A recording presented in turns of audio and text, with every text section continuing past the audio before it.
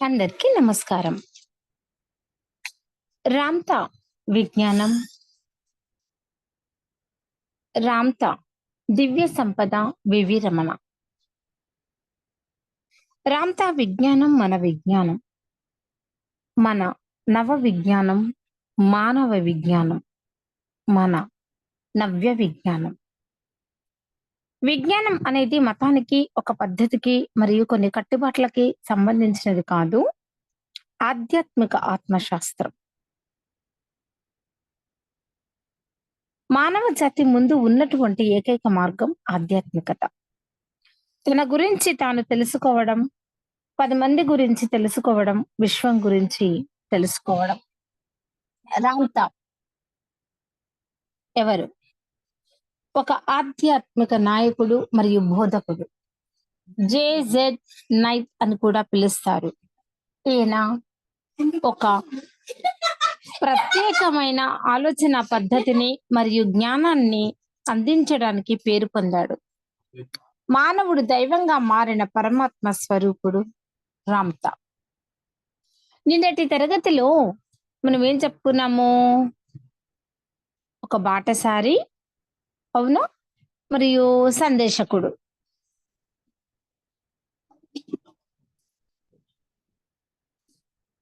బాటసారి, సందేశకుడు గురించి, అవునా? ఇక్కడ ఏం చెప్పారు? తను కోరుకునే సంపద, ఐశ్వర్యం, బంగారం లభిస్తుందనే ఆశతో ఆ కుటీరాన్ని పడగొట్టి రాళ్ల రప్పలను, మళ్ళీ రెళ్ళగడ్డిని యథాస్థానంలో జాగ్రత్తగా ఉంచి కొంచెంసేపు విశ్రాంతి తీసుకున్నాడు. ఇంతవరకు పని. ఇప్పుడు నిజంగా దేవుడు అనేవాడు ఉంటే ఈసారి తను కోరుకున్నవన్నీ పొందగలనని ఆశించాడనమాట. ఎంతసేపు ఎదురు చూసినా ఏ అద్భుతము జరగలేదు. నిరాశ, నిస్పృహలు ఆవహిస్తున్నాయి. ఎంత జాగ్రత్తగా రాళ్లను, రెల్లుగడ్డిని యథాస్థానంలో ఉంచినప్పటికీ ఏమీ జరగలేదు. ఎదురు చూశాడు కానీ ఫలితం శూన్యం. ఇదంతా వృధా ప్రయాసేనా అని బాధపడ్డాడు. పర్వతంపై నుంచి చుట్టుప్రక్కల అన్నిటినీ తేరిపార చూశాడనమాట. అద్భుతమైన ప్రకృతిని చూస్తుంటే ఎంతో ఆనందంగా ఉంది అతనికి. కానీ తను ఆశించిన అద్భుతం మాత్రం జరగనే లేదు. మళ్ళీ తన గాడిద మీద కూర్చొని వెనుదిరిగాడు. అదే మార్గం, అదే భిక్షగాడు భిక్షాందేహి అని అరుస్తున్నాడు. బాటసారి మళ్ళీ సందేశకుడిని కలిశాడు. సందేశకుడు చిరునవ్వుతో మళ్ళీ వెళ్ళి అదే రాళ్ళు రప్పలతో రెల్లుగడ్డితో కుటీరాన్ని నిర్మించు, నువ్వు కోరుకున్నవన్నీ లభిస్తాయి అన్నాడు. బాటసారికి సందేశకుడి పైన కోపం వచ్చింది. కానీ చేసేదేమీ లేక పర్వతం మీదకు తాను గాడిద మీద బయలుదేరాడు. మార్గ మధ్యలోని భిక్షగాడు యథాలాపంగా భిక్షాందేహి అని అరుస్తున్నాడు. అతనికి ఒక బంగారు నాణాన్ని భిక్షగా వేశాడు. పర్వతం పైకి వెళ్లి చాలా శ్రమపడి మళ్ళీ కుటీరాన్ని నిర్మించాడు. సందేశకుడు చెప్పింది నిజమవుతుందేమోనని ఎదురు చూశాడు. ఏమీ జరగలేదు. నిరాశ, నిస్పృహలు ఆవహించాయి. అసహనం పెరిగింది. పర్వతంపై నుండి చుట్టూ ప్రకృతిని తిలకించాడు. చాలా అద్భుతంగా ఉంది. అద్భుతమైన ప్రకృతిని ఎవరు సృష్టించారు అని ఆలోచించాడు. ఈ విశ్వశక్తి తనను తాను ప్రకృతిగా సృష్టి చేసుకున్నదని అతనికి అర్థమైంది. బాటసారి సందేశకుని దగ్గరికి వచ్చాడు. మీరు చెప్పిన అద్భుతాలు ఏమీ జరగలేదు అన్నాడు. సందేశకుడు మళ్ళీ వెళ్ళి ఆ కుటీరాన్ని పడగొట్టి రాళ్ళు రప్పలను, రెల్లుగడ్డిని యథాస్థానంలో ఉంచిరా అన్నాడు. బాటసారి పట్టుబదల విక్రమార్కుడు లాంటి వాడు కదా. మళ్ళీ పర్వతం పైకి తన గాడిద మీద బయలుదేరాడు. మార్గ మధ్యలోని భిక్షగాడికి ఒక బంగారు నాణాన్ని భిక్షగా వేశాడు.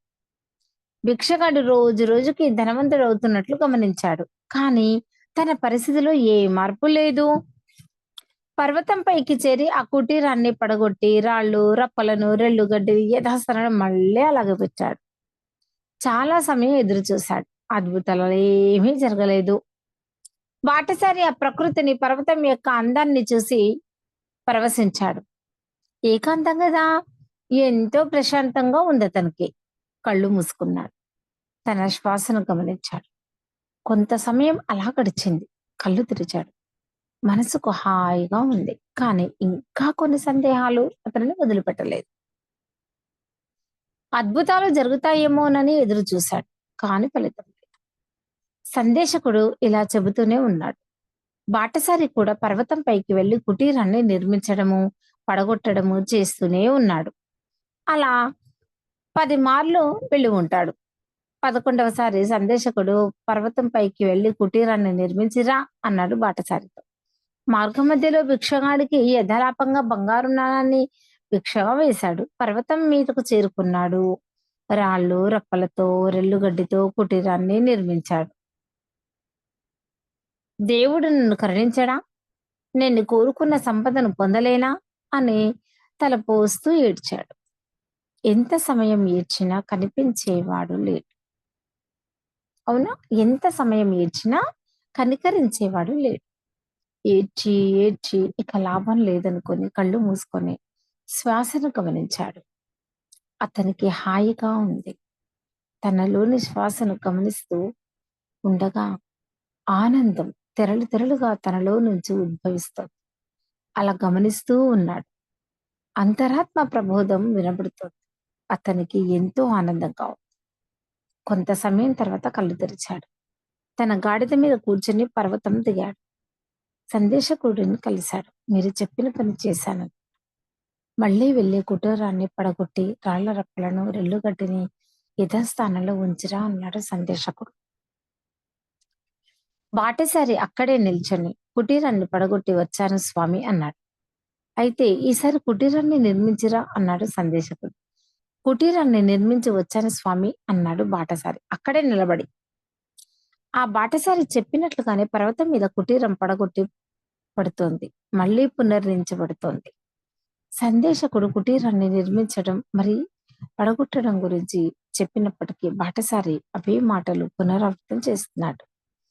బాటసారి చెప్పినట్లుగానే పర్వతం మీద కుటీర నిర్మాణం పడిపోవడం సంభవిస్తున్నాయి. సందేశకుడు బిగ్గరగా నవ్వాడు. శభాష్! నీవు కుటీరాన్ని పడగొట్టడం, నిర్మించడం అనే వాటిని నీ ఊహాశక్తితోనే కలలు కనడం ద్వారా చేస్తున్నావు. దాని పర్యవసానంగా పర్వతం మీద అదే జరుగుతోంది అన్నాడు.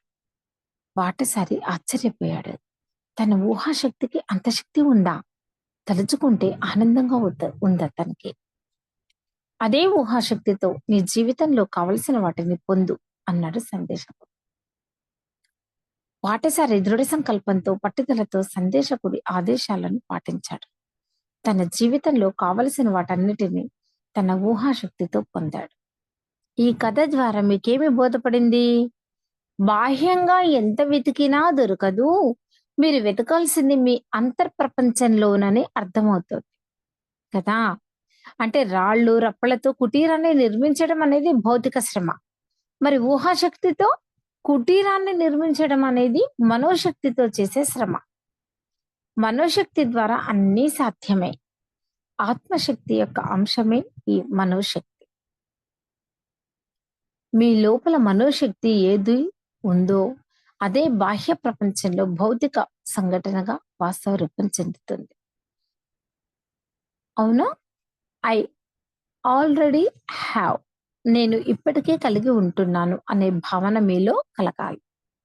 మీకు ఎంత సంపద కావాలో, ఏ ఏ భౌతిక సంపదలు, ఆధ్యాత్మిక సంపదలు కావాలో వాటిని ఇప్పుడే మీరు కలిగి ఉంటున్నట్లు కలలు కనండి. అత్యున్నత లక్ష్యాలను ఎంచుకొని వాటిని ఇప్పుడే మీ అనుభవంలో ఉంటున్నట్లు కలలు కనండి. నడిపించేవారు, చేసేవారు, సాధించేవారు అన్నీ మీ అంతర్ప్రపంచమే తప్ప మీ అహం లేదా ఇంటెలిజెన్స్ కాదు. అంతర్ప్రపంచానికి సమస్తము సాధ్యమైనప్పుడు మరి విశ్లేషణలు దేనికి? మీ లక్ష్యాలు ఏవి? వాటి గురించి ఊహాశక్తిని ఉపయోగిస్తున్నారా అనేవి ముఖ్యం.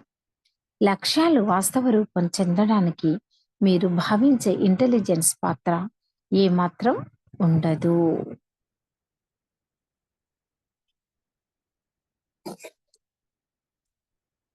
Human beings need more health, more happiness, more success, more prosperity, more beauty, more love, more light. It depends upon your inner guide. Your inner guide gives all information you need.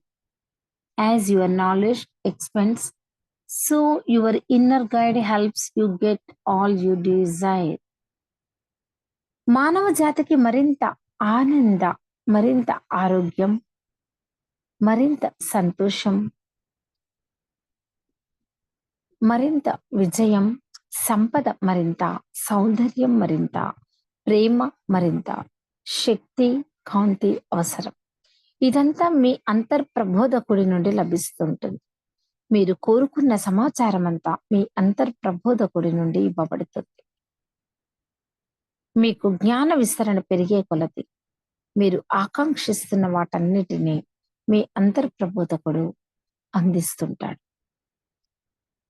Seek from within, మీ అంతర్ప్రపంచం నుండి రాబట్టండి. ఇది Jesus చెప్పిన మహావాక్యం. బాహ్య ప్రపంచంలో మీకు కనిపించేవి శాశ్వతమైనవి కావు. కాలగమనంలో జ్ఞానం మటుకు శాశ్వతంగా నిలిచి ఉంటుంది మీతో పాటు.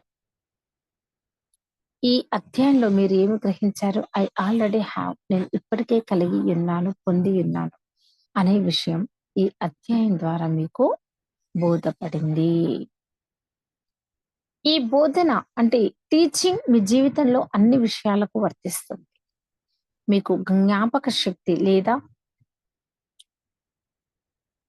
ఐ ఆల్రెడీ హ్యావ్, నేను ఇప్పటికే కలిగి ఉన్నాను అనే భావనలో ఉండండి.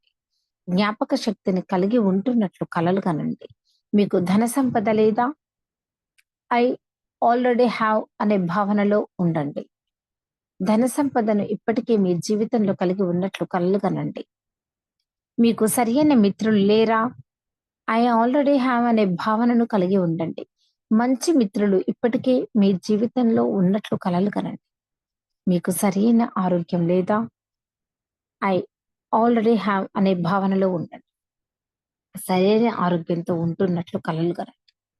పరిపూర్ణమైన ఆరోగ్యం లభిస్తుంది.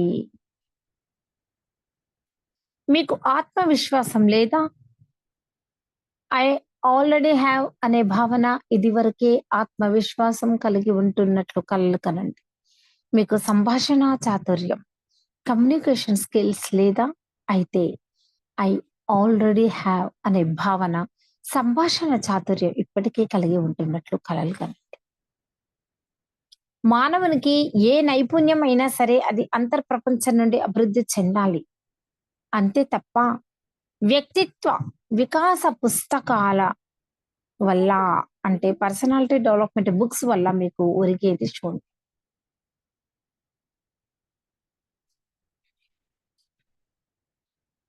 ఎమోషన్స్, ఫీలింగ్స్ తో ఊహాశక్తి ద్వారా మీ లక్ష్యాలు, సంకల్పాలు ఇప్పటికే నెరవేరినట్లు కలలు కనడమే ఫైనాన్షియల్ ఫ్రీడమ్, ఆర్థిక స్వేచ్ఛ. ఐ ఆల్రెడీ హ్యావ్ అనే భావన ఫైనాన్షియల్ ఫ్రీడమ్. మీరు ఫైనాన్షియల్ ఫ్రీడమ్ ను కోరుకుంటున్నారు కదూ. సో బీట్, అట్లే అగుగాక. తదాస్తు, తదాస్తు, తదాస్తు.